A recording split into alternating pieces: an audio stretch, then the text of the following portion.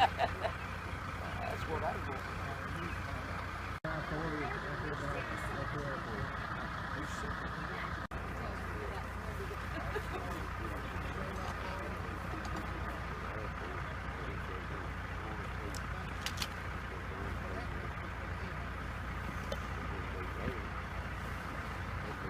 Blades, engines, that sort of thing. So out at Smyrna, you would have a aircraft that had this aircraft had a high time engine still left a lot of time on the engine. Then one of theirs that had a low time engine on it. But that aircraft was better shape for a swapped engine. They put a low time engine on this bird. At times almost out on this lot of it. So they had to get a special FAA approval to fly it over here. And that's where we got the that's all he did. Both of the guys all done worked on these helicopters all the way out there. Both retired.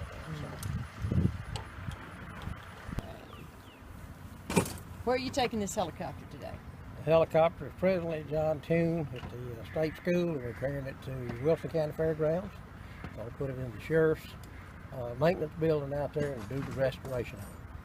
And what kind of restoration are you going to do? We're going to put it back just like it was when it was in Vietnam from 66 to 68. It'll be OD green paint, it'll have its tail numbers put back on it. We're going to do the nose art, which in this case was the Joker, which was the platoon this thing was assigned to, with 48th Assault Helicopter Company in Vietnam. They're the ones that supported the 1st Gate 101st and the rest of the division when the division got in country.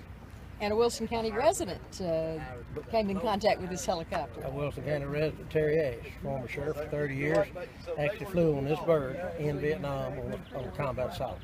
Now, once this is at the museum, how do you see it being utilized? Well, we plan on having it just like it is now in the museum. We're going to disable everything electronic on it and electric on it, except the gyros, the instruments on the dash, the radio, and the intercom. And what we want to be able to do is let young people get the experience of what it was like in one of these aircraft in country. And so they'll be able to get in the aircraft, be able to put on a flight helmet or headphones, step on the intercom button, talk to the pilot, talk to the door gunner, that type of thing, like they were in country.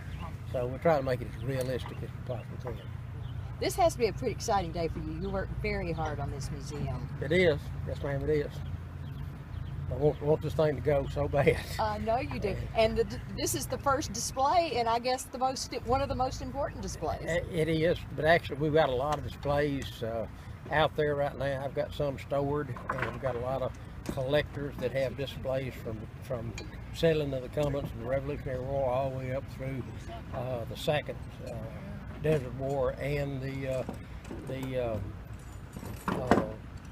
Afghanistan War. So we're going to have all periods covered in here for all veterans. So this is just one of the displays being there. We're planning on having, just about where I'm standing, a quarter-ton truck, which is a Jeep with a pedestal mount and a machine gun on that. So it'll be standing somewhere about where I am, inside there on the floor.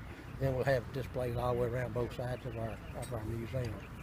Now, this museum is not just a local interest. This is going to make Wilson County a destination for veterans and people who love history. That is correct. We want to make sure that the veterans over there appreciate what they served the country.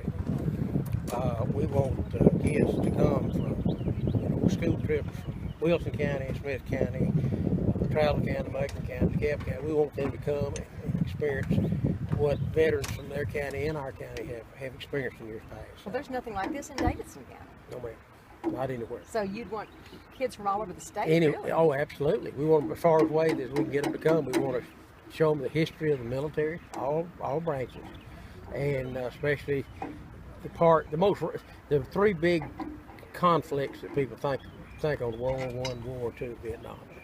They were big ones, real big ones. Of course, Desert Storm was a big one too, but it was very short. Vietnam was 10 years long. So we just need to let all the kids know, what took place. Like this aircraft, it was in service from 65 to 95, it service like for 30 years. So that's exciting. It is. It is. That's where your battery's hooked up. What we're gonna do is put a 28-volt power supply on here, and not have a battery and run off 110 electricity, and it'll allow you then to get in there and turn on the different like your dash control, bring your gyros up, bring your gyro up. Bells and whistles for the kids, yes, right? Oh yes, Mr. Work. You can explain it to them. You're doing a bank, what your rolling bank indicator does, that sort of thing. So we want to have it as realistic as possible. That's what we want to do. So.